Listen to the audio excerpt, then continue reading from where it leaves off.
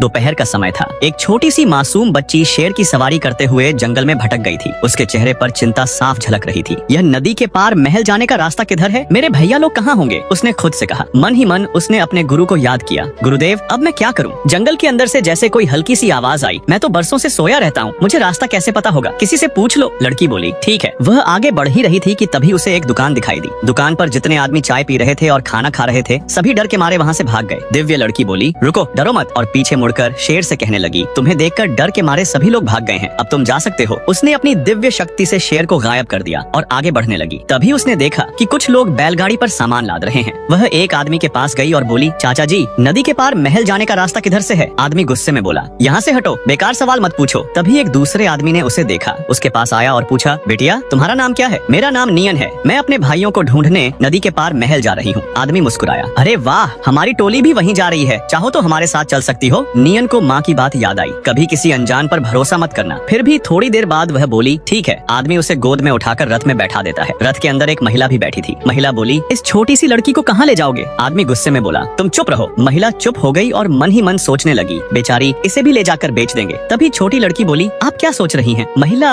अपनी आंखें पोंछते हुए बोली, कुछ नहीं, मेरा नाम झाओ हुई है। तुम्हारा? छोटी बच्ची बोली, मैं नियन हूँ दीदी। तभी महिला एक रोटी निकालकर उसे देती है। लड़की अपनी दिव्य शक्ति से 2 लेग पीस मंगाती है, एक महिला को देती है और दोनों खाने लगती हैं। तभी उनमें से एक आदमी सूंघते हुए बोला, यहाँ मुर्गे की सुगंध आ रही है। मालिक उसे मारकर बोला, जाकर रथ में बैठ जाओ। वह आदमी जाकर बैठ गया और धीरे से लड़की से बोला, तुम्हें यहाँ ले जाकर बेच देंगे। अगले ही पल वे महल पहुँच जाते हैं। दिव्य लड़की खिड़की से देखती है कि रथ के आगे बहुत सारे लोग बैठकर भीख मांग रहे हैं। लड़की महिला से पूछती है, इतने सारे लोग भीख क्यों मांग रहे हैं और यहाँ कैसे आए? महिला उसके हाथ पर हाथ रखती है और सोचती है कि अब इसे सारी सच्चाई बता देनी चाहिए। वह कहती है, तुम यहाँ से मौका देखकर भाग जाना। अगले ही पल रथ रुकता है। आदमी कहता है, उतारो, महल आ गया। महिला जल्दी से बोलती है, इसका पेट दर्द कर रहा है। लड़की पेट दर्द का नाटक करने लगती है। आदमी दोनों को डांटता है। सिपाही उन्हें ले जाकर एक कमरे में बंद कर देते हैं। महिला और लड़की घबरा जाती हैं। तब एक आदमी सिपाहियों को मारकर अंदर आता है और दोनों को साथ लेकर भागने लगता है। अगले ही पल सिपाहियों ने चारों ओर से उन्हें घेर लिया। तब दिव्य लड़की अपनी शक्ति से सबको गिरा देती है और वहाँ से भाग जाते हैं। आगे जा ही रहे होते हैं कि तभी उसका भाई आ जाता है। वह उसे गोद में उठा लेता है और पूछता है, तुम यहाँ कैसे आ गई? तुम्हें कुछ हुआ तो नहीं? वह उसे लेकर महल पहुँचता है। वहाँ के सारे लोग जमीन पर लेट जाते हैं। दोस्तों, ये वीडियो आपको अच्छा लगा हो तो लाइक एंड सब्सक्राइब जरूर करें।